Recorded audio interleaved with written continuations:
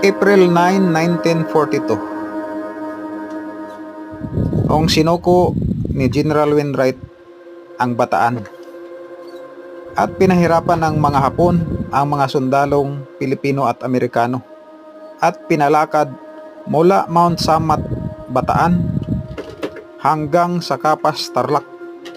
30,000 na mga Pilipino ang namatay at 2,500 ang mga Amerikano.